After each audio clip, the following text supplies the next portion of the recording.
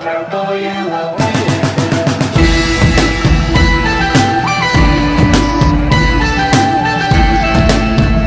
Welcome to the podcast we like to call Yankin My Ball. My name is Nick Miguez. This is Adam Ayub, Luke Ayub, and Christian Ertel. This week, we're going to go over game week 7, what happened, what we thought about it.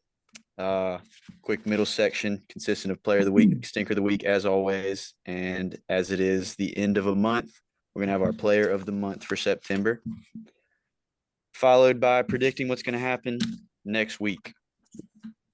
First thing that happened, game week 7, Aston Villa hung 6 on Brighton. It can happen to anybody.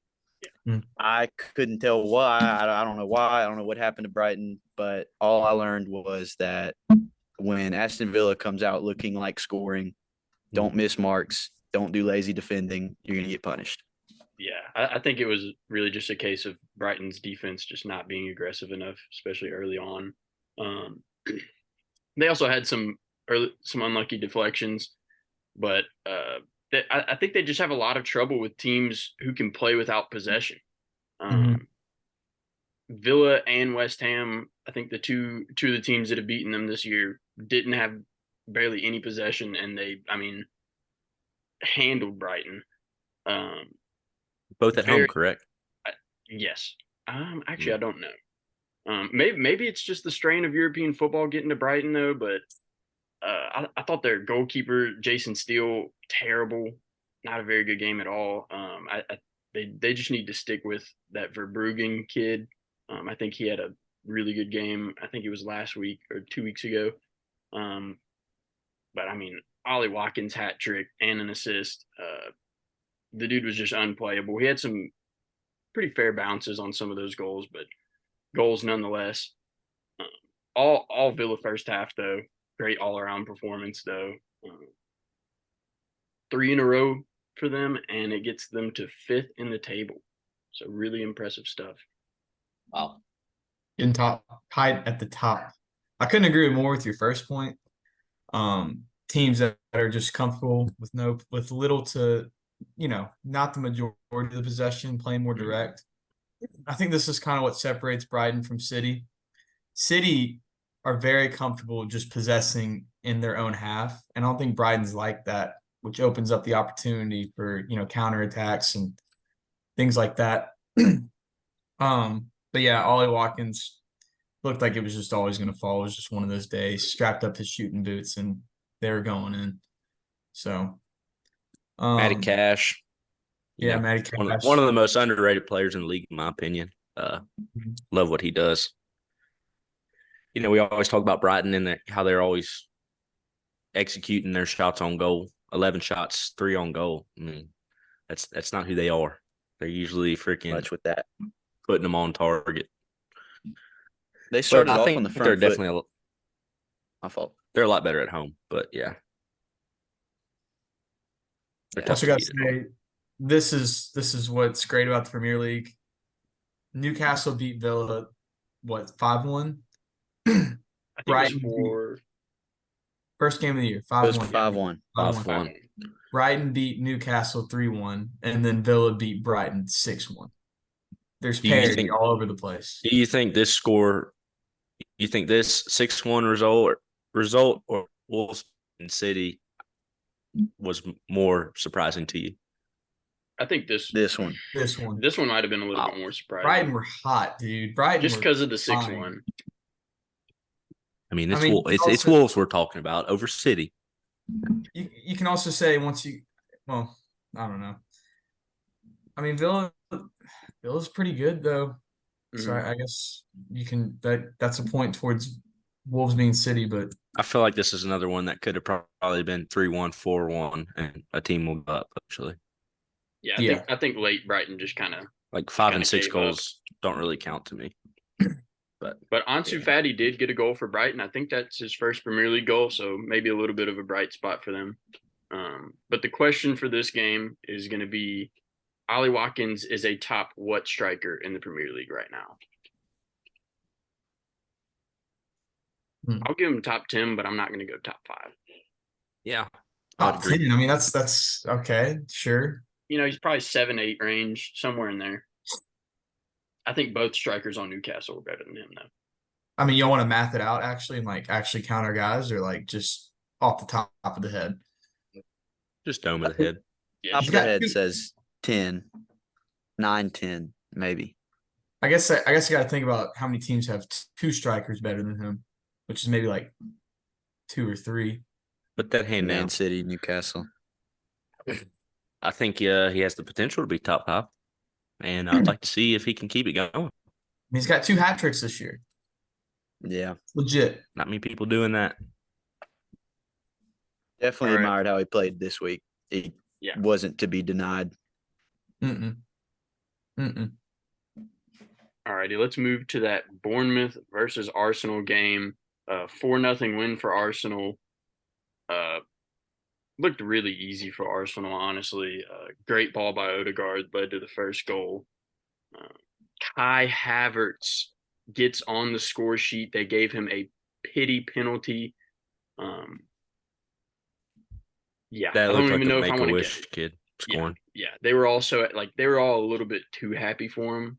Yeah. They celebrated Just off of a a pity- penalty goal for like Yeah. 5 minutes. That Just he didn't everybody- even draw. He didn't even draw it. Odegaard drew it. Mm, I couldn't agree less. I mean, I think this is a game that you can point to and say Kai Havertz is back. You look at his last. Oh my Wow. You look Here at his we go. last 1 games. 1 goal. He's averaging a goal per game in his last 1 games. he's back. Wow. He's back. He's back. I Was think he it's ever funny there? how.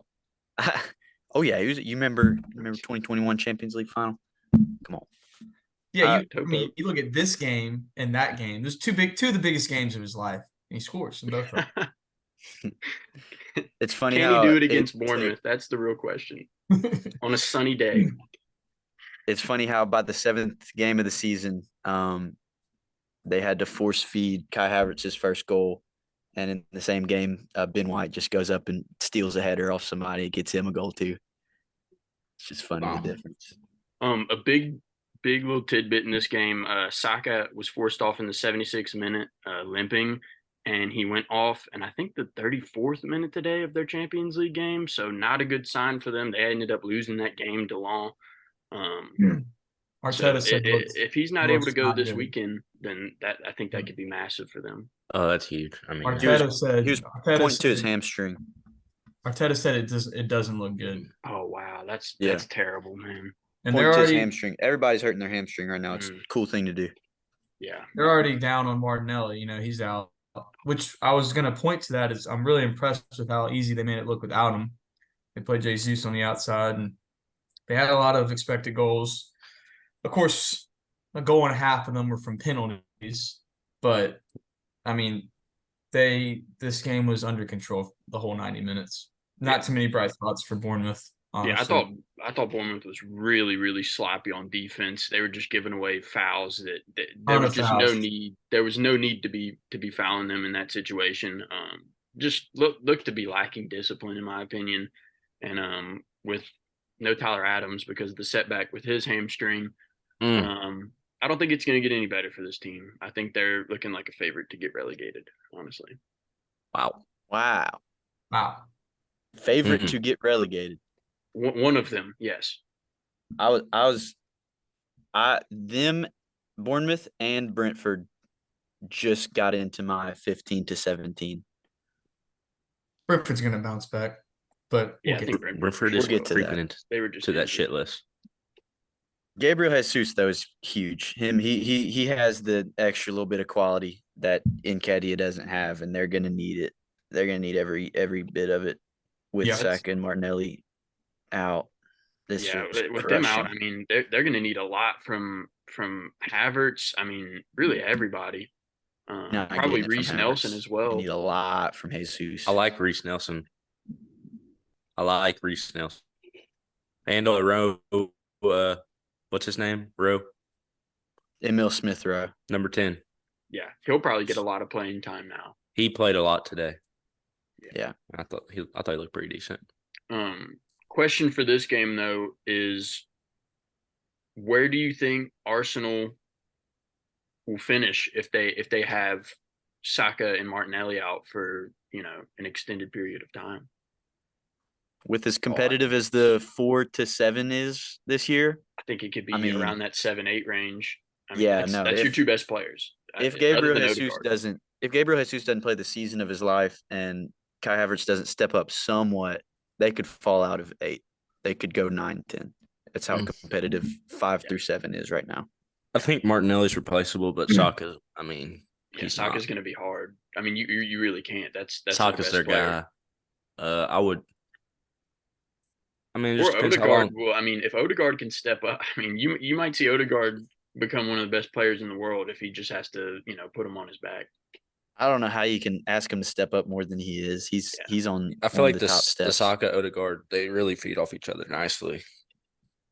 You gotta So look I at would the- say it depends on how long Saka's out. I think Martinelli could be out for the season, and it wouldn't really do anything for me. You got to look at their £100 million purchase. Declan Rice got to step up. He's been playing pretty good, but he's got to earn that payday and that transfer fee in these You have to next. I take don't a know little how bit- long they're going to be out, Yeah. Saka and Martinelli, but that really changes the answer. Yeah. So, I mean, with Arsenal, with Saka on the right, Martinelli on the left, and Jesus up top can be 2 and make it really tough for an injured City team. But as it is, they're going to have to fight for 5, 6. They are lucky to have a good bit of depth, especially at those positions. But it's just, are those guys going to be informed? You might have and one of to. these You might young have guys. to.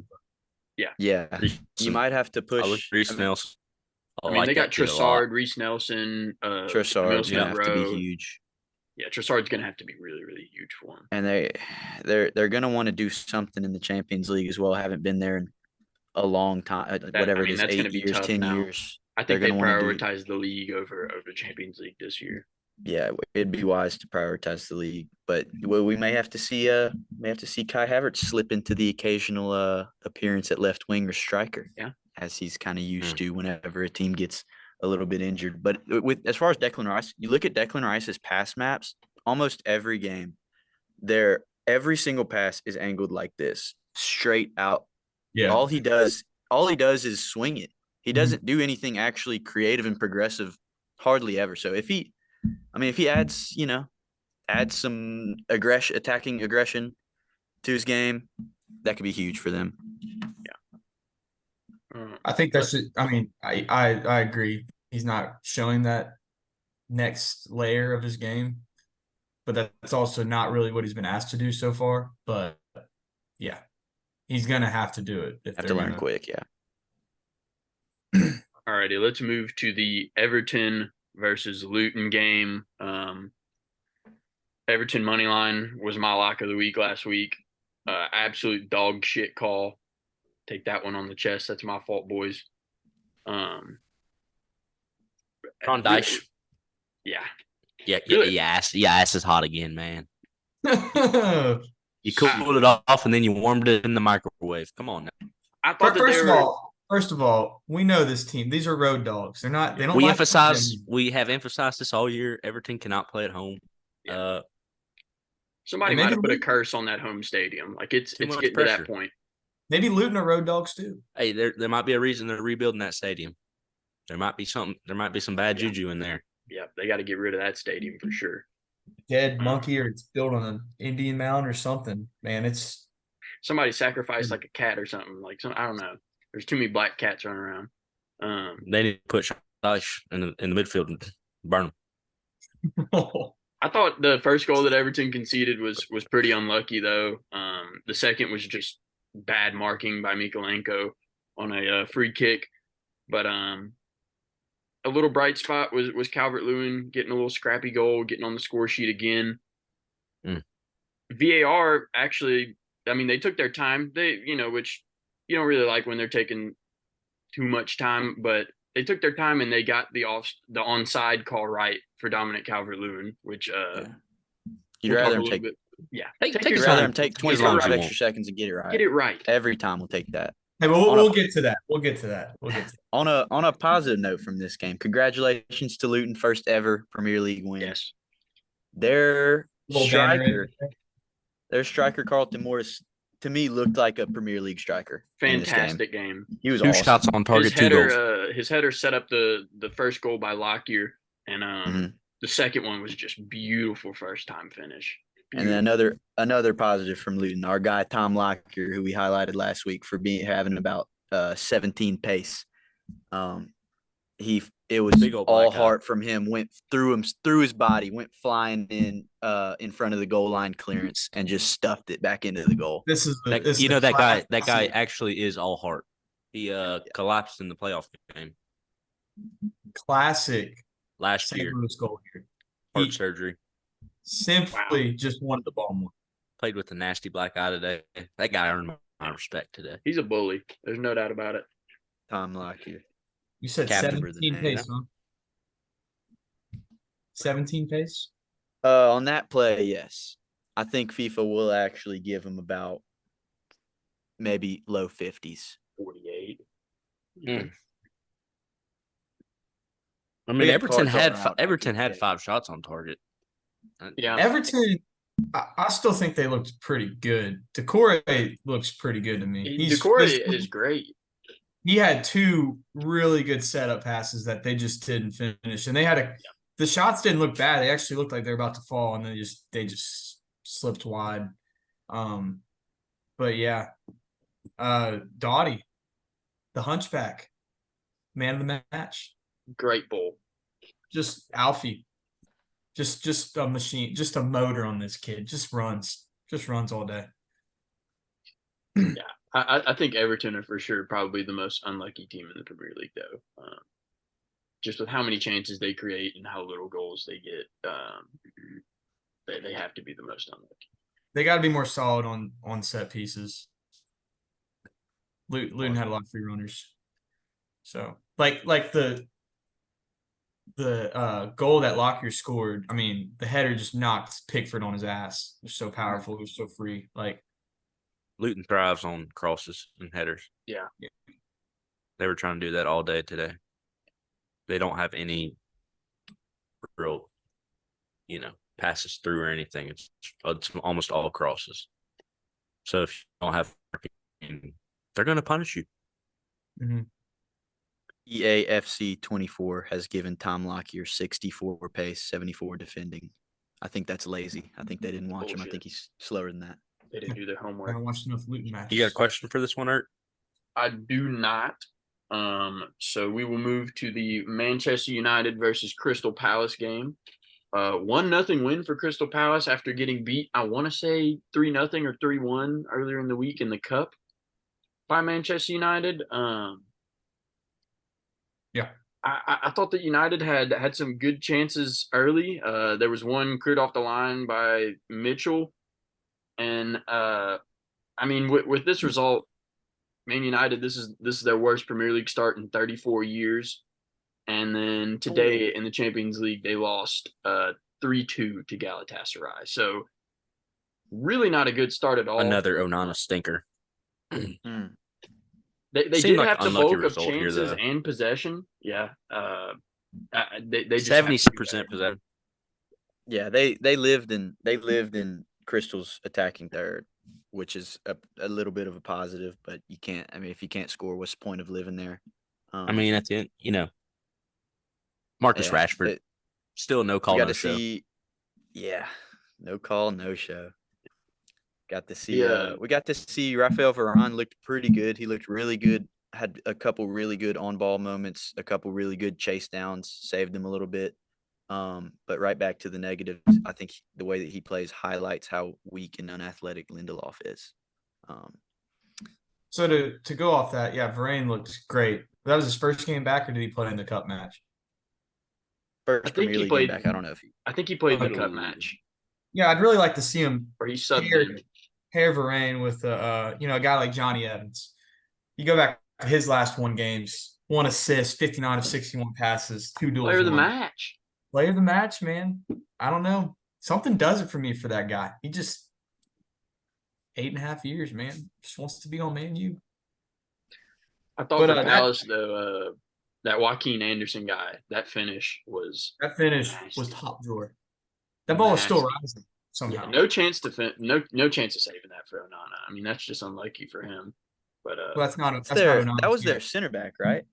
yes, Somebody said Robbie Earl or somebody that pundits said that he looks like a top 5 center back this year. I want to say I heard that before this game, but yeah, a little I'm gonna Danish guy. highlight that guy's name. I think he's about 26, 27, Danish guy. Really Yeah. solid last year. Mm. Looking the same this year. You have to get some Same- film study on him. Same with Johnstone, their goalkeeper. He had another great game, another clean sheet. And their defense did great, not letting United get a goal. yeah, I think Crystal has an underrated defense. And then they got Michael They Alshire. don't Will Hughes. mind putting it in. Say that again. You were cutting out. Say that again. So they don't mind packing it in. They don't mind packing it in. Mm-mm. You get no that lead, problem they're with gonna that. pack it. So You can have all the possession you want. question for this one is going to be is Ten Hag on the hot seat after this one? I mean, this is the worst Premier League start in 34 years. I think I've been calling for this dude's ass since game 1. listen, they're really injured, but the loss to Galatasaray today, I mean, Injured. It's Manchester United, man. Come on. there's still a lot of quality in that. They team. are very injured. After they made their subs in this Crystal game, I really couldn't tell who was playing what position. He makes some questionable tactical decisions, I agree, but I also think that firing him is a surface level solution to a really, really deep problem. Who was somebody? Yeah, it wasn't Sir Alex. It was another one. Ralph Rangnick maybe recently said that Man United needs open heart surgery. Yeah. Well, you heard it with like Ronaldo and like Lexi Sanchez. They're all like, it's just not, they're not keeping up on pace, and the other things that are not about like the squad itself, just the facilities.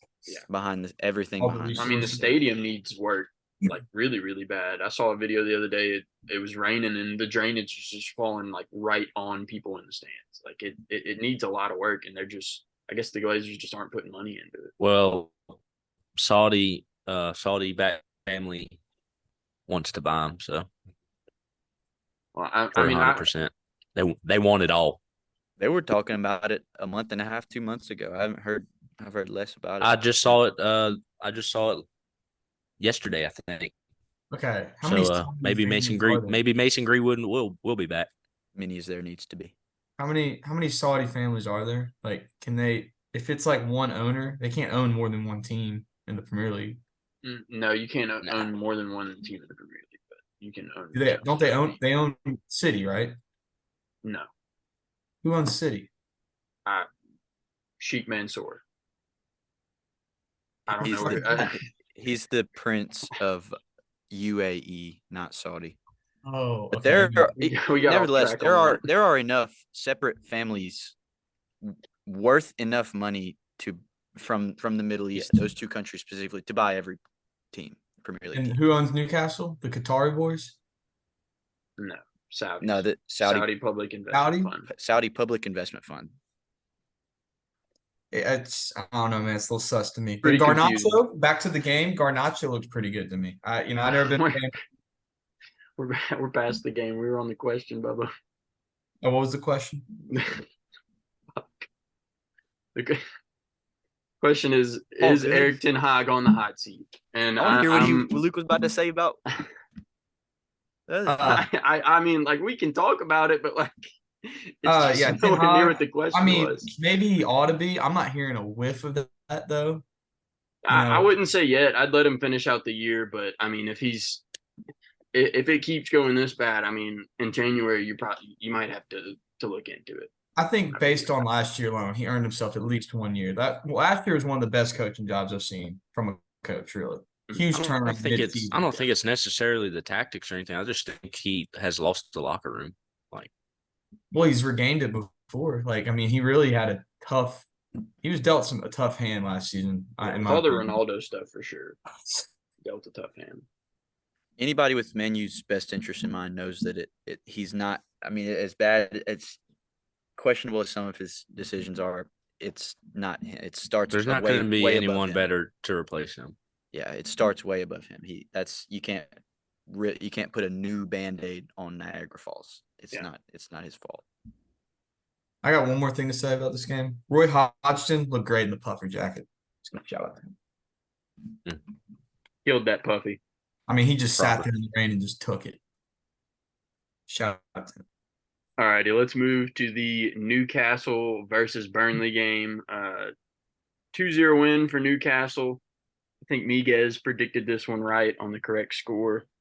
I think What we do you all know? had Newcastle money line though. Lascelles was in for Botman, who was injured. I don't think it's too serious, but we also found out that Harvey Barnes is going to be out for 3 months. So that's a massive loss for the offense. But I think we started slow on defense. Nick Pope makes it not really matter, though. Almiron with a fantastic finish from outside the box. If he can get back to the form that he had last year when he had those, he had like 10 goals in like 10 games or something like that. We're going to need that form from him, especially with Harvey Barnes being out. And then Isak missed an open goal chance to make it 2-0 early, but made up for it later in the game with a little PK. And I thought that Elliot Anderson was fantastic for us. Look for him to get his first goal in the senior team pretty soon here. And then I'll turn it over Burnley? to Bubba. Oh, sorry. Burnley. Burnley had an early chance early, and yeah, they could have gone you up don't 2 get- within 5 minutes. Yeah, you got to Koleosho. take. You Koleosho have to had take Dan that. Burn on toast. You have to take those chances. Then you could have really parked the bus or something. But honestly, I wasn't too mad about a 2-0 loss. I was, goal differential, all that good stuff. I'm glad they held in there and got 3 points today. So, I think things are turning around. Yeah, I thought that Trafford had a really, really good game for y'all. He had some really good saves. Definitely could have been more. And y'all put up a lot better. He fight than still makes Sheffield. me when the ball's at his feet, he kind of scares me. Still especially really today. young though. Still really young. Got a 30 lot to seconds, learn. about 20 seconds in, easily could have been a goal. Yeah. I mean, what are we doing? Yeah. But I think he's a good keeper. Koleosho, man, What a that player. kid. Koleosho's a quick little booger. Pace for days, man. I hope he just plays every game and just stays there. His turns, and how close he keeps the ball to him. Mm-hmm. He just never has a bad touch. He's one of the reasons why Burnley's quality is separated from that of Sheffield and Luton. But they really need Lyle Foster's huge for them. Like he's the only guy that can finish. So if he's not there, they're not going to score. Yeah. I think they need one more guy to step up. He needs to get in Koleosho's ear. Get that kid over to the USA. I'd love that on my right wing. I gotta say, I think Burnley needs to find an identity.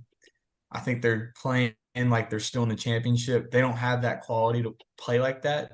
They need to buckle down a little more. Yeah. I heard Brentford's coach talking about that, like how when they came in, they're much more conservative, and as they get more quality in their team, they can start to play a little more freely. I think Burnley's got to go through that, and I think they need to start understanding where they are quick. Yeah, it'll just be growing pains for Company. I think. I mean, it's his first time managing. They want to play with possession, but it's just the guys are just so freaking nervous and just. It has gotten better though, since the first couple games.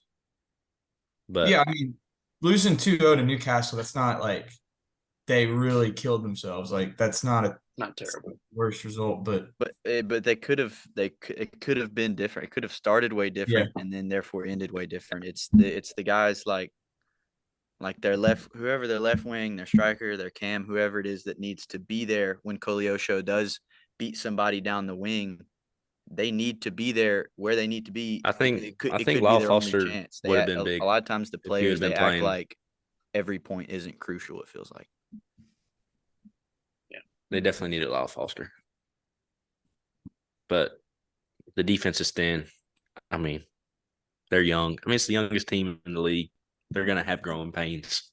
You just gotta hold on, stay up, and rebuild. Keep rebuilding. It's Yeah. hard to put him past Nick Pope too, man. You can't really blame him. Which will bring us to the question for this one: is this Newcastle defense the best in the Premier League? I would hate to play left wing or left back against Newcastle if Almiron's playing. Almiron and Trippier make it tough on people. Almiron is gonna definitely- run. He is gonna run. That's one thing about that kid. I definitely think you can. I would like to see him a little bit better down the middle to say they're the best, but on the wings, Trippier, it's getting weird. I hate the dude, but he's Still probably the world best right class. back in the league. Yeah, I think he mixed might be the feelings, best Bubba. right back in the world right now. If you just took the Yeah, sample sizes that's- just this season so far, That's what I meant when I said it was getting weird. You're having mixed feelings, just- Bubba. I really think he's a twat. I really hate him. No, He's great just such guy. he has little dick energy. He's a midget. He's always he's just an English faggot. You hate Captain him Dust- unless he's on your team. He's You captained love us him. to He's like- 5 clean sheets in a row. He reminds me of Patrick Beverly. You know, you don't want him. You want him on your team. You hate going against him. He's just an Yeah. ant. He's going to keep freaking coming at you. He's got a Love little bit of guy. that Kyle Walker in him where he single-handedly doesn't let He things gets happen. angry after every tackle, tries to square up, and he's like 4'3". Stone But, cold. yeah. He I'm can not play a ready hell to- of a corner. His corners are unreal too. Oh my god. I'm not ready to Best. say the best. Who defense. would you have over him? I mean, I still got to say City's up there. Okay. Chelsea I have mean, the that's- most clean sheets in the league right now.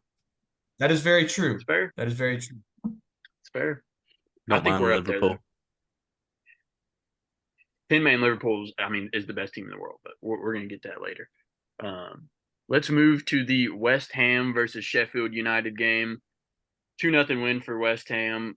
I thought Sheffield had a decent chance early, but West Ham was just flying around on defense. Soufal to Bowen for the second week in a row. That Bowen kid is just on fire. And he's got a hound nose for that net. Yeah. Had this Uh, game going 2-0, I do believe. Am I correct, Miguez, on that? Pretty positive I had 2-0. That sheet is over there. That West Ham finish- West Ham knows how to take care of business against poor teams. They get results. Yeah, I thought Sheffield was really sloppy for especially for the second goal. But in the second half, they just packed it in. I think they just didn't want to have another Newcastle situation where it got out of hand. So I think that kind of closed up a lot of the holes for West Ham.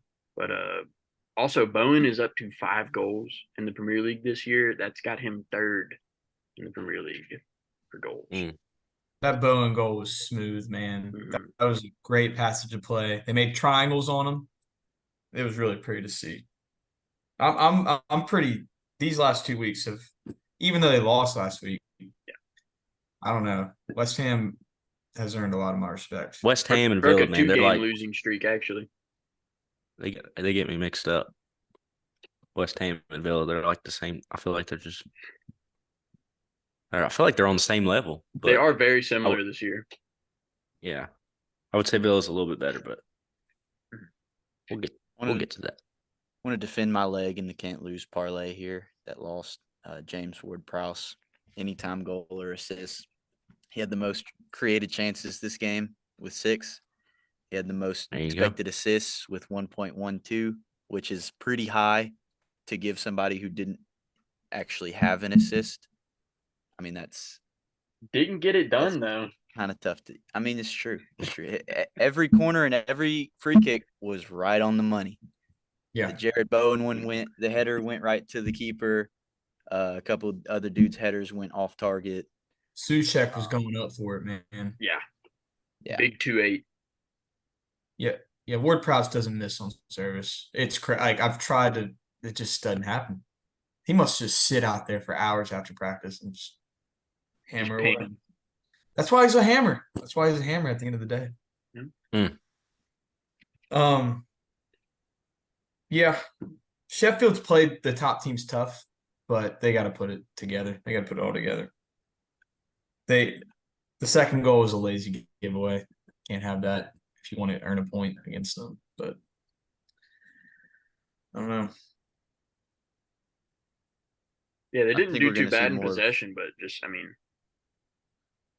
they had 16 shots, but only 2 on target, so just not doing really anything with their chances and their possession. I think we're Sounds gonna like a see lot more of of. It's like party time for Sheffield. They were not expecting to get up here. They don't need Yeah. to get up here. It's a big financial blessing for them to be here. So I think Just we're gonna enjoy see the more show. of. It's just enjoying the time. It's party time, and which will a little bit of free flowing play might come from it, resulting in some shots and movements that wouldn't happen otherwise. But we might see teams just like we already have with Newcastle versus them, just kind of kill them. Alrighty, let's move to the Wolves versus Man City game. 2-1 win for Wolves. Massive, massive result for this team. I just want to start by saying Pedro Neto. What a player. Amazing, amazing player. Outpaces Foden and Ake down the right side and then just finishes past Diaz and Ederson. Amazing finish. I think it took a little bit of a deflection, but he's just not allowing this Wolves team to be ass. It's pretty insane to watch. I thought where's Neto been linked to? Arsenal? I have not seen anything I like haven't heard that. anything. I'm not gonna lie. I actually saw it this week. So he's linked to It's on- Arsenal? I believe it's Arsenal. Yeah, But I could be wrong. they probably need it now that Saka's hurt, but I thought that Jose Sa also had an amazing game in goal for Wolves, as did the back line. And then that He Chan Huang guy made another appearance, didn't he, Bubba? There he goes, man. 4 what was it? 3 goals in 4 games this month for him. He's just flat out unreal. He's I love the kid. I really do. He's turned into one of my favorite players in the league. You know how I fall for guys. That South I Korean love guy, that kid. something else. Probably gonna get a graphic tee of him pretty soon. When they asked Pep about, how do you feel about Wolves coming up, he said they have a great attack. They got Neto, Acuna, the Korean guy. And so of course the Korean guy gets him another one. And Wolves posted on their Wolves. Twitter a picture of him Wow. celebrating it. The Korean guy, all caps. Love to see that. Speaking of Pep, no Pep and no Rodri was extremely glaring in this game, I thought. Arsenal maintained an interest in Wolves' Pedro Neto and could make a move as early as January. They need him now. Yeah, now that They Saka's didn't gone need him for before. sure. And his favorite English film growing up was Arsenal. So what a storybook that would be. All right. That's every 25-year-old favorite. Hey, growing up first with free. Arsenal. I believe the first free kick goal of the year happened in this game. Yes, Julian Alvarez is officially world class. He's not knocking Wow. on the door anymore. He bust that bitch down. Completely unsavable. Jose Sa had a great game. That's completely unsavable. He must have been doing work with Messi in the offseason or something. Because that was Messi. Beautiful. Yeah. Julian Alvarez hasn't showed us any reason why he's not world class. But what are the qualifications for this world class title? I thought world class, you got to be the top 3 in the world at your position. I think that's fair. I don't know if he's quite there. He's so good, and he doesn't give us any reason to think that he can't be world class one day. But I don't know if he's top 3 in his position right now. I think he's walked in. He does, what's his position though? He can play. He can play anywhere up top and be very, very good. You can put him at left wing. You can put him at Is he top 3 in any? Is he top 3 in the world in any of those positions up top? No, but I think that he's. I'd rather have him than most guys. I mean, he's such a Swiss Army knife. You can put him anywhere. Utility I player. think, yeah. I think especially- I think he's walked in the door. He's shaking hands. The door hadn't shut behind him quite yet. They're still, looking at him, making sure he's supposed to be here. They're gonna ask him who he knows here at this Yeah. party. Yeah. I think he knows. When he brings up Messi, he's just going to walk over to the Man City corner and stand with those guys. Messi But, might walk up, be super awkward. Oh, he's with me, something like that. one shot on target, 2 goals. Obviously one was an own goal. That's pretty crazy. Tough own goal. Like, holy shit. Wolves defended so well though. Like Mhm. I was watching Holland. There's a lot of times they'll play a ball like either like cross the field or pretty vertical, and Holland's just standing still, and then he just explodes as soon as it reaches the guy and they play it across. And that's what I think makes him so dangerous is like he can go 0 to 100 so quick. And they were reacting like that. They were so locked in and focused. Once Wolves got that second goal, though, I mean, I paused the highlight video at one point, and there was 10 dudes in the frame and they're on their defensive side. So I mean, they were parking the bus about as hard as you could, which I don't put it against them. I mean, get those 3 fucking points. But I don't think there was really much that City. It was just long shots from that point, and Jose Sa wasn't letting them in. No. Look for City to play very pissed off tomorrow in the Champions League. I could see it. They're Versus going to have a Leipzig. sour taste in their mouth. Don't be surprised if they just be ready. Pep should be back on that touchline. Was Pep suspended this game? I'm really not sure. I just He know was that in he the was in the stands. stands. Yeah, Yeah. wasn't on the touchline. So I mean, that's that right away. I mean, I don't if he's remember not giving him the getting halftime suspended. speech. Yeah, I don't really remember it either. But They're playing Leipzig, and Leipzig's pretty hot right now too. They just tied Bayern. Get So- your popcorn ready for that one. That'll be a good game. And Rodri will play in that one, right? He's just suspended in the Premier League, so yeah, he'll play in the Champions League tomorrow, but he won't play against Arsenal at the weekend. The question that I had for this game for you guys is Pedro Neto is a top what right winger in the Premier League right now? And I'm gonna say 5. I just I think right wing is a currently pretty right gettable. now there's not 5. There's not. There, I don't think there's 5. I think guys right wing's they're a playing pretty against. gettable position in this league. I don't think there's that many great right wingers. Saka and then I mean, there might not be Mohamed 3 right Salah. wingers playing better than him right now. Foden. Is Foden right? Mo So Salah. you can maybe put him. Oh, Salah. I mean, Salah, Saka. I don't know outside of that who you would put over him right now. I mean, he's tied for the most assists. He's willing this Wolves team to victories. I'll say top 3 right now. Don't think that's crazy. I don't. If they can keep getting results, man. Yeah. Whew, holy shit. I mean, what a result. Who they play this week? Next week coming up? They will play Aston Villa. So that'll be a pretty interesting game. Villa coming off that 6-1 win. Wolves at home again. Stay tuned for a hot take on that game. All right. Okay, stay tuned. All right. Alrighty. Let's move to the Tottenham versus Liverpool game. 2-1 win for Spurs. Pretty controversial game here. Just not a red card. Yeah. It was all Liverpool until that red card from Curtis Jones.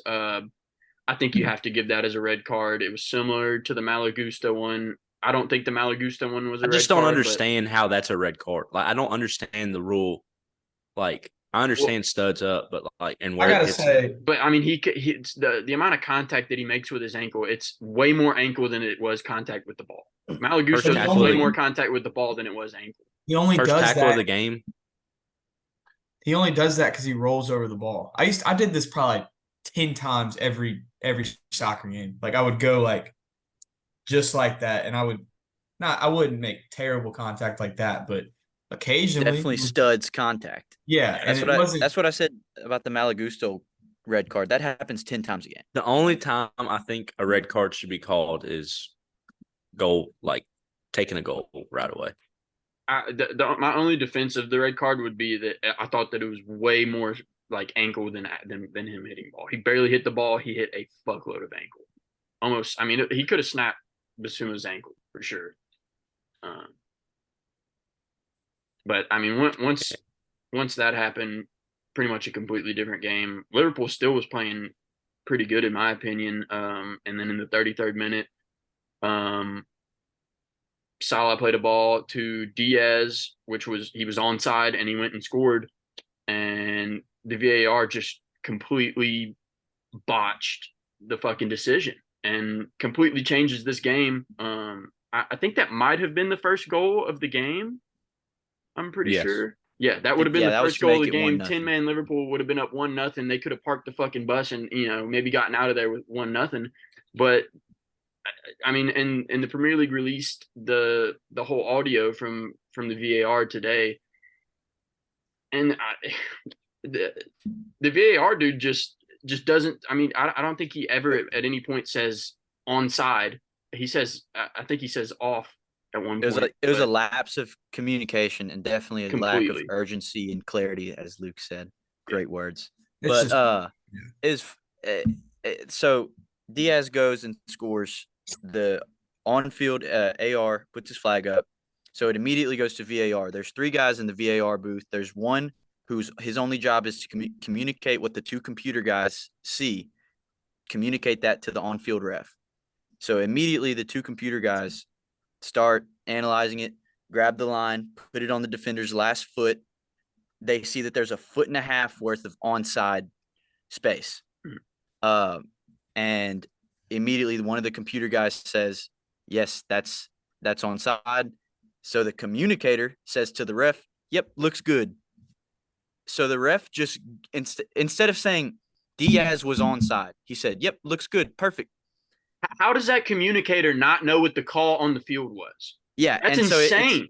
So it seemed like it seemed like a complete just not nonchalant lack of giving. You're just trying to get through it, But the statement said that the reason it wasn't nonchalant, it wasn't a lack of giving a shit. It was that he genuinely thought the on-field call was a goal. One solution to this, like they do, sometimes they'll have the ref go to the thing. If the ref goes to the thing every time, just like NFL does, it's too much time. But get it right though. In a situation like that, like we said earlier with the Dominic Calvert-Lewin, take as much time as you need. If we're gonna do it like this, take as much time as you need. The only reason the NFL takes so long is because they go to commercials and stuff. If you just say the following plays under review, run over there, get a look at it, like the ref would have said, that's onside. Yeah, there's just so much focus on it being quick. They don't want to waste any time. They want you to get all of the game that you paid for. But we'll make sure that the game's being officiated right. It's the worst. It's the worst league about it. Like I was so annoyed just listening to the conversation. Like, this is one of the biggest games of the year so far, and you just act like it's just fucking nothing. It should have been one of the best games this year. I genuinely, before the red, even after the red card, it should have been a great game because Liverpool was in it. Even with 9 men, they were fucking in it. But just you completely take the game out of their hands with that. I mean, if they're up 1-0 with 10 men, this is I'd like to think this is a completely different scoreline and game altogether. One of my first thoughts, I thought it could have been a language barrier because it sounded like the main VAR guy was not English, wasn't his first language, which could have, I mean, that doesn't help you know what the call on the field is, but the two guys on the computer, you can tell were young English guys.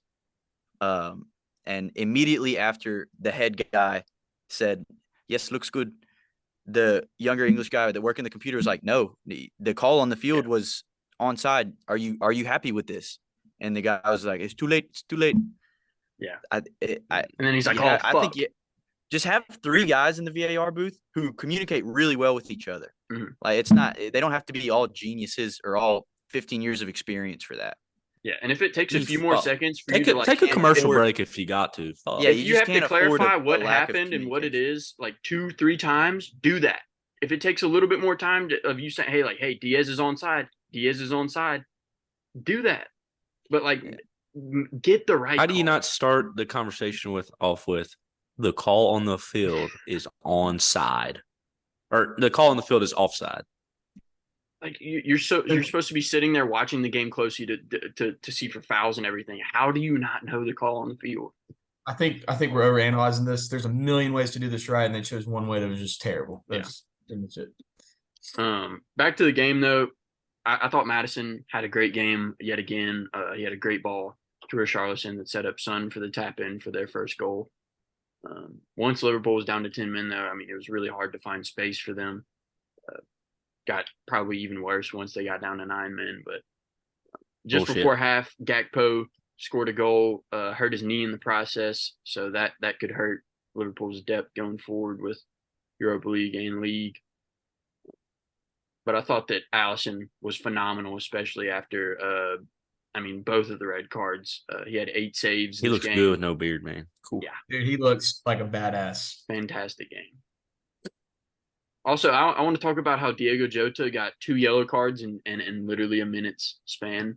He only played for just 22 minutes. Yeah, No, that's really terrible. dumb. Another late goal by Tottenham. 96th minute. Lucky own goal. Pedro Porro, That would have strong ball been- into the box. Just They would have just gotten a tie out of that game.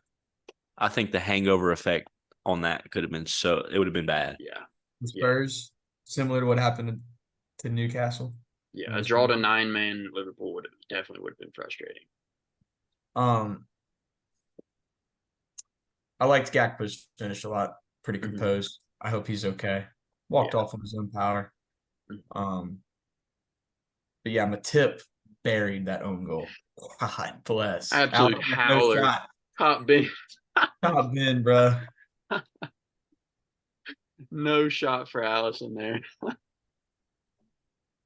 That's a shame. That should have. I mean, it still ended up being a pretty good game, and it had the big game feel, and it was exciting to the end, but it could have been even better. Yeah, it should have been one of the best games of the year. So the question for Liverpool and Tottenham is going to be: should VAR be ditched, or does it just need improving? I don't think it should be ditched. I think that He's back. struggling so. Alrighty, so the question for this game is going to be: should VAR be ditched, or does it just need improving? In my opinion, I think you could just go to what they used in the World Cup in Qatar, the automated system. I think there was really only one little fuck up in the World Cup as far as that went, but I thought it did pretty well in the World Cup. So I think you can just take the human error out of it by just doing the automated. Is that system Very similar to cost efficient? who cares? They got I plenty. think it makes a fuck in the Premier League. Tennis. I don't know if y'all watch tennis, but they have a system. It's all the line calls are no more humans. Yeah. Gives you the answer right away. Yeah. There's just no point not to have it. It's same with MLB. Yeah. There shouldn't be umpires. Because shit like this will happen. I think you just need to go to the automated system. It's proven. Well, you either go all in or you don't. Yeah. So like the MLB doesn't actually use any of those, any of that technology. It's still all human. Yeah. And that's part of the game, human error. So yeah, you either just get rid of it or you automate it, in my opinion. So yeah, the Premier League, Premier League Council, whatever. I'm sure they're tuning into this right now. Just fix it, man. Just be better. Take your time, guys. Good to call, right? All righty, let's Cut move to Applebee's commercial if you got to. or that Burger King. Fire the dude. Fire the guy from this game. He definitely needs to be fired. And check his FanDuel. Okay. All righty, let's move to the Nottingham Forest versus Brentford game, though. 1-1 draw in this one. Matt Turner didn't have the greatest game. He frequently makes crazy mistakes on ball. Yeah, he nearly got and he's lucky that they don't embarrassed. score more often from them. Yeah, but he nearly got embarrassed by Wissa, but it was cleared off the line by Boley. Boley had a great game in this one defending, by the way. Forrest did go down to 10 men, I think in 65th minute. They Just a stupid, right? I mean, stupid card to get. You're just kicking at the back of his legs. There's no chance of you getting the ball. the Niakate guy, and that was the announcer said that's one of their better set piece defenders, and shortly after they concede to a set piece. On the set piece from that foul, they is what Brentford scored off of. So that guy really could be stinker of the week. Yeah. But Dominguez for Nottingham Forest, though, the headers in this game were crazy. Dominguez had a beautiful little looping header that went right under the crossbar to get Forest's equalizer after going down 10 men. But I mean, after Forest went down to 10 men, I think they just kind of packed it in. But late in the game, I thought that Brentford had a lot of really good chances that they just couldn't get in. Yeah. I mean, obviously you want the 3 points, but this game kind of stops the bleeding for Brentford on the road against a pretty good Nottingham. So, and they still got some guys out. So hopefully they can turn it around. I think once they get healthy, they'll be back to their normal position. Yeah, I mean, health means a lot more to these guys than Man U. Man U's got the most expensive team in the world. Brentford's working with, cheese and crackers over here. Cheese and crackers, plumbers and electricians. Yeah, this felt like two mediocre. IJK, you're all pretty good. This felt like two mediocre teams going at it. Similar to that Raiders Steelers game. Two teams that just they ain't gonna get much. But they can beat whoever they want if they play a good game. Nothing crazy though.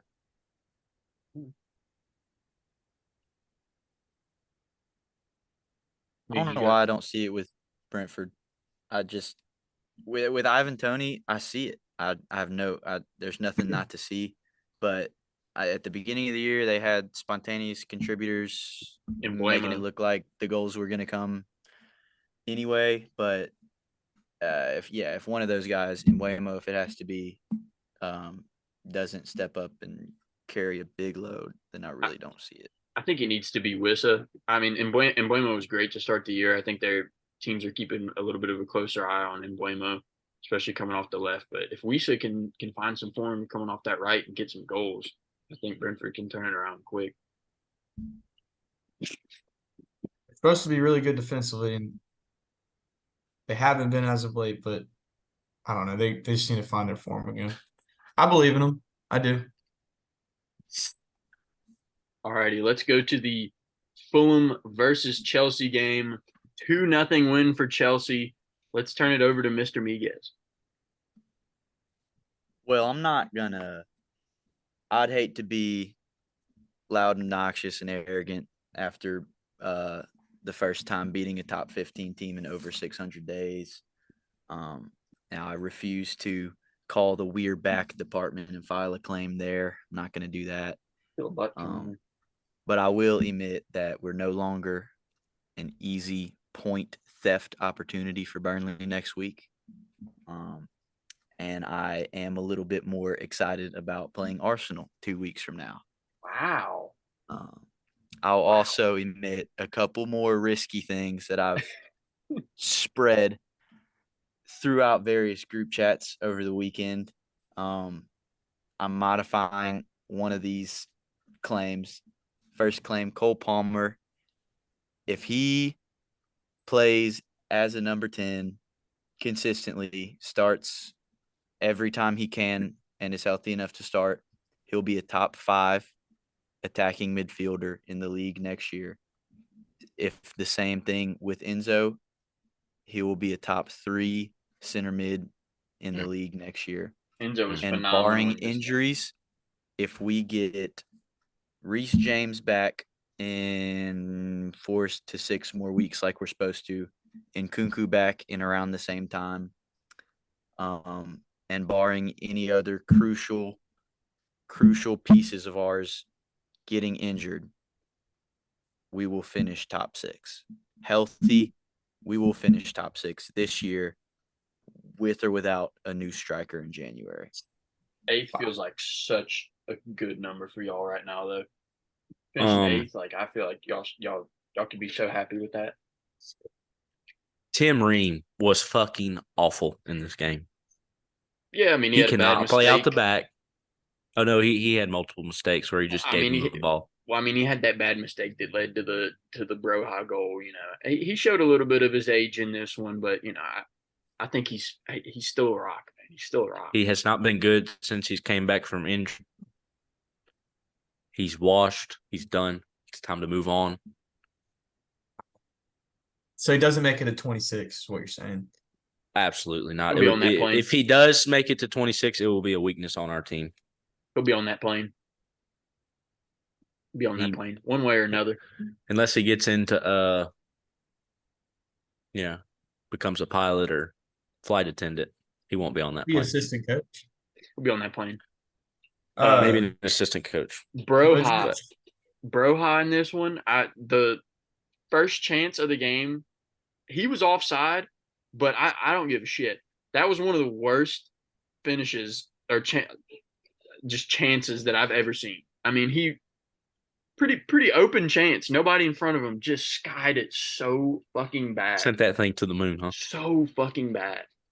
Oh, by the way, lock of the week was under 2.5. Tim Ream tried his best to get goals for the other team, but somehow that game, old boy that came in, he played left back.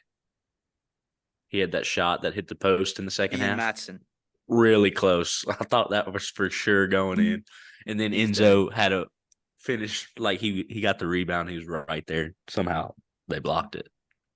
I mean, you talk about one of the sweatiest bets of my life. Yeah. It was a good bet. 10 months after the signing of Mykhailo Mudryk, he gets his first goal. 10 months for number 10 to get a goal. Gotta love it for the kid. Real happy for him. Must have great heard finish. I think there's something out there that Raheem might have been the problem. Great ball by Levi Colwill, by the way. He's been pretty solid at that left ball back. was disgusting.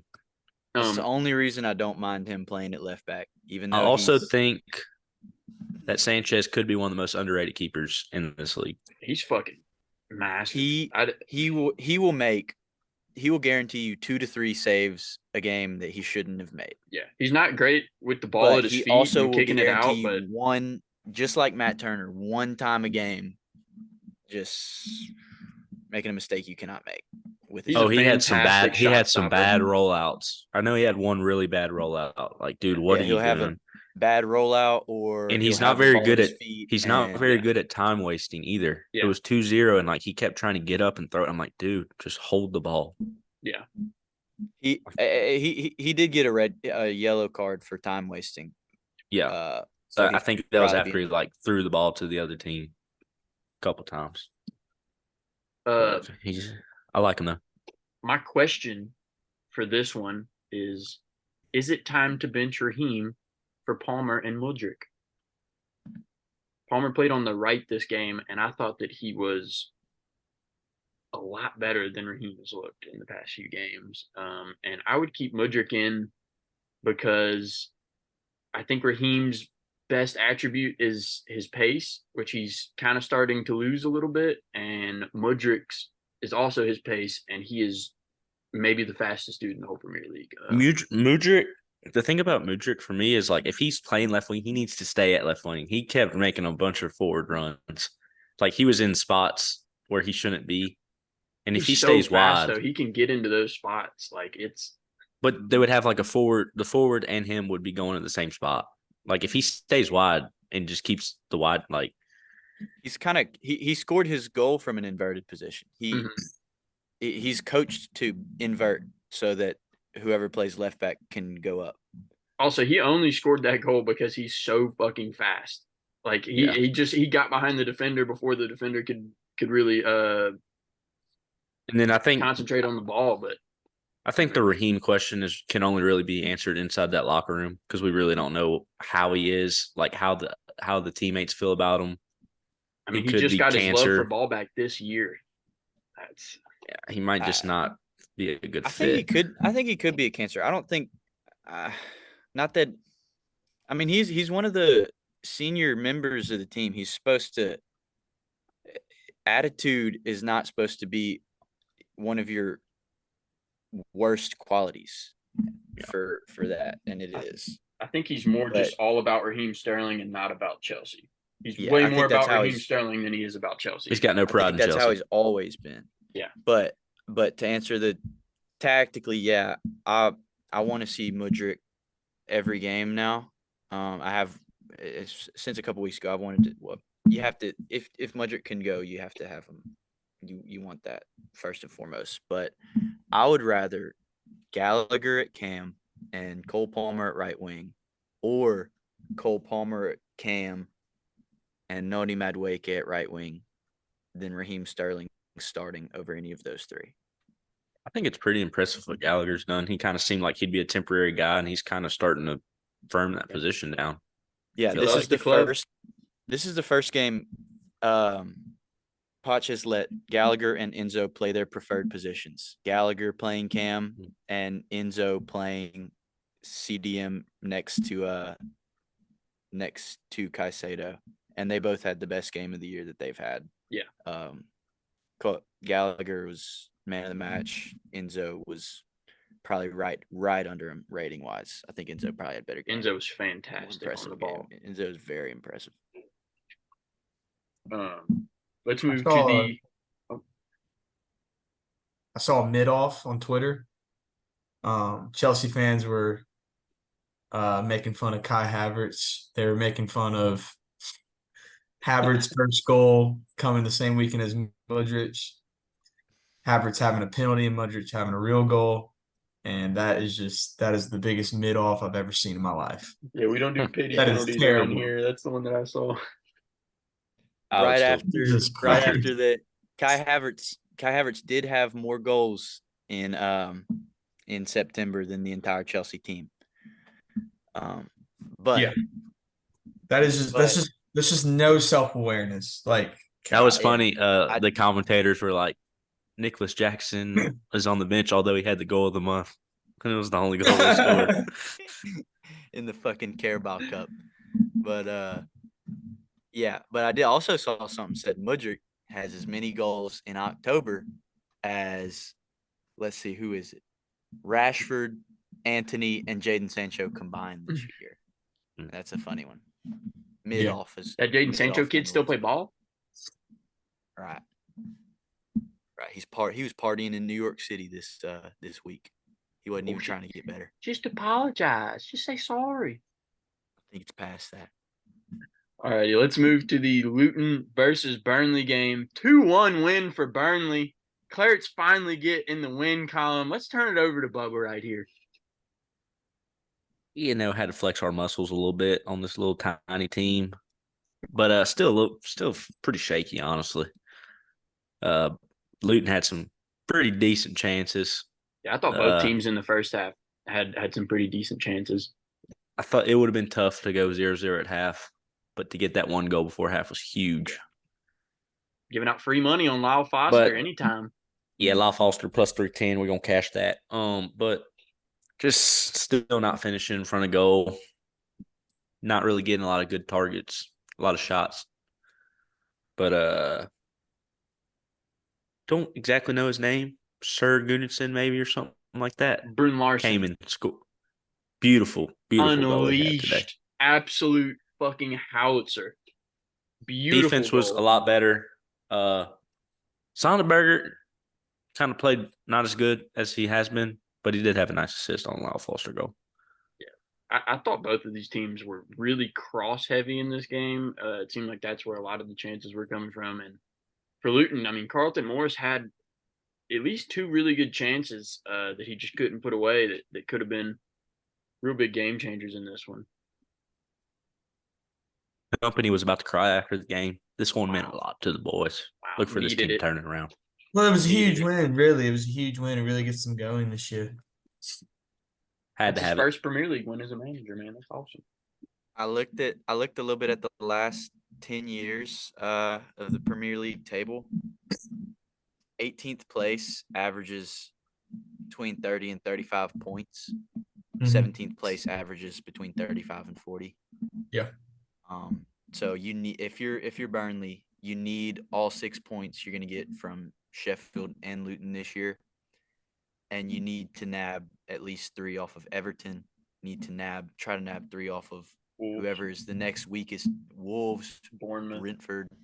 We'll nab Bournemouth. 3 this week if you want to call it a nab. Yeah, I keep saying Brentford, but yeah. Hey, there you go. Y'all gonna blow the Look, house the down rule this of week. thumb. Rule of thumb is shoot for 40 because I don't think there's been a team that's been relegated with 40 points since it's like a long ass time. Yeah, if a team gets relegated with 40 points, that means the first place team had about 60 points. That means Yeah. it was a super tight year. I don't know. There's so much competition At the top. and at the top that I don't know where the fall off is.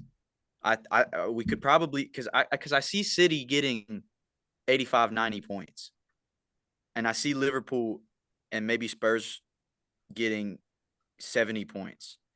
But I think after like 8, after 8, 9, 7, 8, 9, Chelsea, Man United, and then you go to like Crystal and Fulham, I think that's where the drop off is going to be. So I don't know. It's hard to tell with the math who can afford to not, Yeah. who can afford points. Alrighty. Let's move to our players of the week for this week. I'll start with mine. Obviously, Ollie Watkins. We're going to give it to Ollie Watkins. 3 goals and an assist. Absolutely unplayable. But I'm also going to give a shout to Pedro Neto because I think he deserves it. I don't think he's been anyone's player of the week so far. He's been doing extremely, extremely well for Wolves. So I want to give him a shout. And then also Nick Pope, 5 clean sheets in a row. Come on, man. Way to shake back, kid. Is this players of the week? Ertel I just does like to- 3. I just like to Ertel does give- 3 every week. I like to give people their flowers. My player of the week, Chan Huang, plus 500 to score. I mean, I said the dude was going to score. I don't care who he plays. He's starting to look like Rashford out there. I mean, you start putting $10 on him every game, you're going to make plenty. But yeah, that's my player of the week. Huge result for Wolves. Winning goal. Come on. I was gonna say Ollie Watkins, but I'll throw in Lockyer. Didn't really do it pretty. Didn't really do a lot of things pretty, but he made the highest effort play I saw all week. So congrats to him. Congrats to Luton on their first win. That's all I got. Admirable performance from him. I was going to say I had Ollie Watkins as well, but I'll highlight Odegaard. He was heavily involved in all of their forward movements, all their goals, all their chances that looked like could be goals, like he always is. This is no shock. I'm running very low on juice, by the way. I'm down to 2%. So Are you not plugged in? Oh, it's plugged in. It's just going down. So I might have to. Let's roll. Let's hammer out stinker and player of the month. Give Adam a Stinker of the week challenge. Let's move on to stinker of the week. My stinker of the week, Mr. Tim Ream. Wow. Wow. He was fucking awful. You're a fucking hater, Seen that brother. coming. Fucking He hater. was some fucking cheeks. Go grab some haterade from the fucking fridge. Well, he gave him the goal. He passed the ball right to him, and then he tackled the ball into him instead of going out. Yeah, he did shitty. You don't give him stinker of the week. He's a damn fucking U.S. legend, man. Come on. I'm gonna go with the guy that went a step further. Didn't even handle the ball. He just went ahead and put it right in the net for him. Joel Matip. Yeah. Oh my God. That sucks for Very What a decent. strike. Liverpool playing with 9 men. A really gutsy effort. Seconds from getting For 30 minutes, and he just fucking literally seconds from getting a draw. God, man. That's The just last kick of the game. deflating. Just Don't even have to pass it. I'll put it right in there. And for any of you immaculate footy guys out there, Joel, my tip wasn't answered today for Liverpool and Shaka. Yeah, hey, solid Google on that one for you, Bubba. Good little Google search there. No Google search needed. My my stinker of the week is going to be Jason Steele, goalkeeper for Brighton. Get fucking shit on, dude. Yeah, I got D Burn. Almost gave up to Dan. I'm talking about Dan here. Yeah, Danny Old- B. Old D Danny Burn, B. yeah. Danny B for the first 10 minutes, stinker of the month probably. But Should have had two expected goals given up he in fell 4 on the minutes, second one 4 too. minutes 20 seconds. He But fell so the bad on other- the second. He almost Another added a T to his name this week. This another wouldn't be the first time. another deserving candidate for stinker of the week. We didn't talk about him at all. Calvin Phillips showed why he only gets in when Dude, everybody's hurt. there He was a thing on sucks. Twitter. Yeah, I don't if know you if this is watch- true or not. Arsenal said they are targeting Calvin Phillips to strengthen their midfield. I don't know who I did- is I did recruiting see for that. Arsenal, bringing in Kai Havertz, and if they're about to bring in Calvin Phillips, they're literally making a joke of themselves. That's just I did see that's that just as one of well. those that they're just overthinking if- everything and just if- trying to buy time.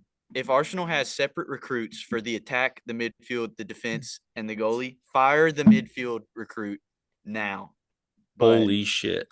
there's also, I thought you were going to say on Twitter that Calvin Phillips, if you watch both the goals City conceded to Wolves, and if you just watched Calvin Phillips for the 30 seconds before, you're not going to doing hate shit. this guy. He could have prevented them both himself. He's just watching. It's nuts. I mean, he just hasn't played ball in what, like a year? Shit. I mean, yeah, Right. some people come out and want to prove something, but he was Not lazy that and guy. useless. Got a feeling we'll be talking about Calvin Phillips next week. Next week is Stinker of the Week, but we'll see. All righty, let's move to player of the month of September. I'm going to start us out, a guy that we've already given his flowers a little bit to this week. Kieran Trippier, 4 assists in September. It's got him tied for most assists in the league right now. He's captained us to 5 clean sheets after we had that 3-1 loss to Brighton. And he's been world-class every step of the way. I firmly believe that he's the best right back in the world, and I cannot wait for him to lead us out for our first Champions League home game in, decades. So it's going to be fun tomorrow. I'm expecting a dub over PSG, by the way. I'm gonna go with Youngmin Son. 6 goals this month. And he had kind of a slow start, no goals in August. And Spurs 10 points out of 12, possible 12 this month. So I mean that's as good as it gets. Solid. I had Son written down. I had O and Salah as honorable mentions, but Son. You look at people who are higher in the table than maybe you'd think they'd be or they should be, and you look at the reason why. Heung-min Son never disappears. He's always there for it when you need one guy. He no problem being the guy. But since you already said Son, I'll get and Ertel didn't take this guy. I'll give Pedro Neto a shout. Yeah. This last month it's been a perfect month for this guy. I think for He's been an Madison as animal. well, since we were on talking about Spurs, I think Madison could be another shout. He's Uh, unplayable. I went Bukayo Saka, 2 goals, 2 assists. I just think he's the most underrated player in the world. Sad to see him get hurt, really is. Yeah, and you could probably also give it to He Chang Kwang, but I didn't want to, keep going at him. 3 goals in 4 games. I could have sworn Ert was going to say Pedro Neto and you were going to say Heung Wang Chang. I really wanted to give it to He Chang Wang, but No, that's why I gave Pedro his flowers in the player of the week. I'm going to save He Chang Wang for player of the year. Thank you. Let's go to the game week 8 predictions, though. First game is going to be Luton versus Tottenham. Luton will be the home team. I'm going to go 3-0 Tottenham. Let's go ENLA. All right. Well, let's restart that. No, you get we're good. We're good. Okay. You had what? 3-0? 3-0, yes. All right, 0-3. I got. I hate copycatting, but 0-3 is likely here. I'll go 4-1. Three- Sparrows. Luton scrappy goal. 3-1. Both of these guys got a Luton goal. Alrighty, let's move on to the Burnley versus Chelsea game. Burnley will be the home team here.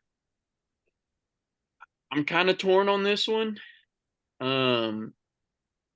Just the Chelsea win kind of throws you off a little bit. You know, I kind of wanted to go draw on this one, but I'm going to go 2-1 Chelsea. I don't think Burnley score on us. I think 2-0. I think Vincent Company walks in and gives a fucking speech. 0-0. No score. Under lock of the week. Precious point right there. 2-0 Burnley. Wow. Wow. Love it. He wants all three. He's getting greedy. You gotta love it though. Colio show. 2 goals. Wow. Oh. Coming out party. Chelsea is gonna sign him before he walks out of the stadium after that. Yeah. game. 300. Let's move to Everton versus Bournemouth. Everton, the home team here again. It kind of makes me not want to take them. I'll go 1-1. I will go. This is a shit fest. 1-1. This guy's just taking on my Yeah, I'll go 1-1. scores. If I could choose -1 to -1, I would. This game is gonna be 0-0. Yeah. You might as well Okay, I'll change to 0-0 just to make it. watch paint dry instead of this game. But respect to those clubs, a lot of history, These Saturday games are not amazing, but Sunday it definitely turns up. Next game is Fulham versus Sheffield. Fulham will be the home team here. 1-0 Fulham.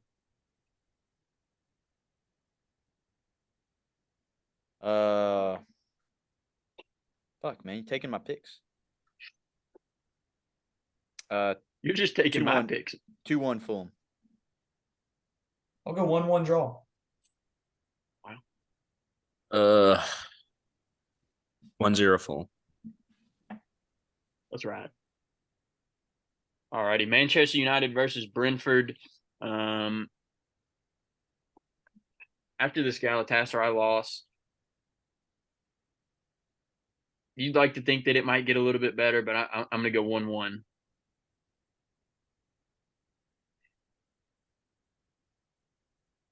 Damn good prediction, man. Taking my predictions, man. Maybe we're just all on the same page. Did everybody have 1-1? I had 1-1. I have 1-1, but I'll go 1. Oh, fuck. Did we all have 1-1? Man U is not in any form, but Let's all ride Brentford is 1-1. not Fuck in it. any either. All right, 1-1, 1-1. Let's go. That's our lock of the week. Under 2 Lock of the goals. week, 1-1. No, exact score. Exact score. I don't Correct wanna score, throw in 1-1. delay. No. Won't be in the delay. Under Not 2.5. I think Burnley Chelsea under 2.5 could be a play. Yeah, I like that. Deep down, I don't really believe we're going to score on Chelsea, but What you got for this game we'll then? see. 1-1. 1-1. All right. United, yeah, 1-1. Alrighty, let's move to 1-1 Crystal Palace versus Nottingham Forest. Crystal will be the home team here. I've got 2-2. I think these teams are really evenly matched.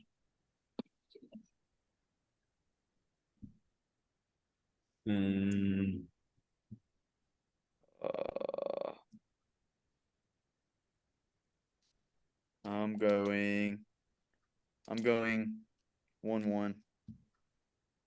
I'll go 1-2. Big win on the road for Forest. 2-1 Forest. Like it. Y'all both went 2-1 Forest. Yeah, kind of like that. I like that we're all kind of on the same page. Kinda with love these it. scores. Gibbs White goal. All Let's right. move to Brighton versus Liverpool. Brighton will be the home team here. Ooh, My fuck. lock of the week this week, Liverpool money line 3-2 Liverpool. They're Yeesh. going to bounce back hard. This is a team that can play without possession. I think they might. They could hammer Brighton here. You said what? Everybody Liverpool? knows how Brighton 3-2 plays. Liverpool. Well, I'll wait for mine. Everybody knows what? Oh, never mind. Yeah, all right. Yeah.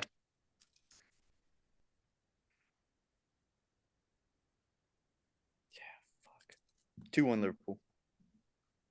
Dude, I don't even know. It's so hard. I'm just gonna say they tie. I'm gonna say, I guess 2-2. 3-2 Brighton, back in the queer capital of England. Wow. Let's ride, boys. They play loose in front of their fans. All right. Alrighty, let's move to West Ham versus Newcastle. Hey, West Ham Matoma will- goal, though. Matoma goal. Trent's going to get lazy. Watch out for that. Let's move to West Ham versus Newcastle. West Ham will be the home team here. I'm going to go 2-0 Newcastle. I think we continue our streak of clean sheets. I think y'all continue. Hold off Is it till my 2-0? turn.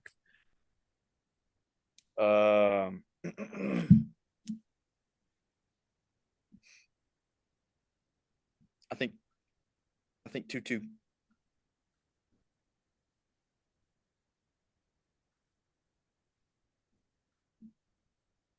Who won hammers? They're hot. 1-1 rock fight. All right. I'll remember this. Wolves versus Aston Villa. Wolves will be the home team here. Coming off a big win against City. Villa also coming off a massive win over Brighton. I'm going to go 3-1 Villa. I think they've just got better form. Like that. Yeah, 3-1 Villa. Wolves always gets their one. 3-1 Bye. Villa. Yeah. I'll go 2-1 Bill. I'm going to go 3-1 Villa. And you know who's scoring for Wolves.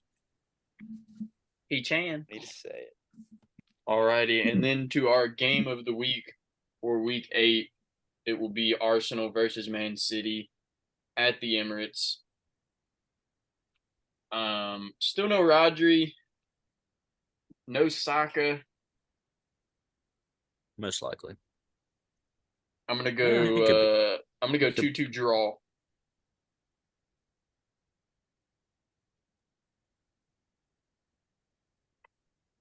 No Saka? Maybe no Saka. It doesn't look Fuck, good. that changes it completely. Yeah, but I'm- also no Rodri. I'm gonna. What'd you say? Ert? 2-2? No Rodri and Saka. It doesn't look You good said for Saka. I you know said that. 2-2. You said 2-2. Oh yeah, I said 2-2. Fuck. This could be wrong if Saka plays, but I think 2-1 City. I'm gonna go 1-1. No Saka. No problem. 4-2 City. Nice scoring game from Bubba right there. 4-2 City. You just said no Saka, no problem. Said No. no Saka, no problem. Oh, a double negative. Yes, Houston, we have a problem. Calvin Phillips assist. Alrighty, well that'll bring us to the end of episode 6 of Yankin My Ball podcast. We appreciate y'all tuning in, and if you're feeling froggy, hit that like and subscribe. Leave us a comment. We love Love reading the those comments. comments. Love them. We do this Love for it. you all, man. Just leave a comment. Say Fan Fan something. questions? We You got some appreciate the questions? Shit. We'll have a little segment for fan questions, Get them into us. If Y'all, you if y'all have comment any a good segments that y'all question, maybe we will want us to do, definitely bring it up next Yeah. episode. but hey, we appreciate y'all tuning in, and we'll see y'all next week.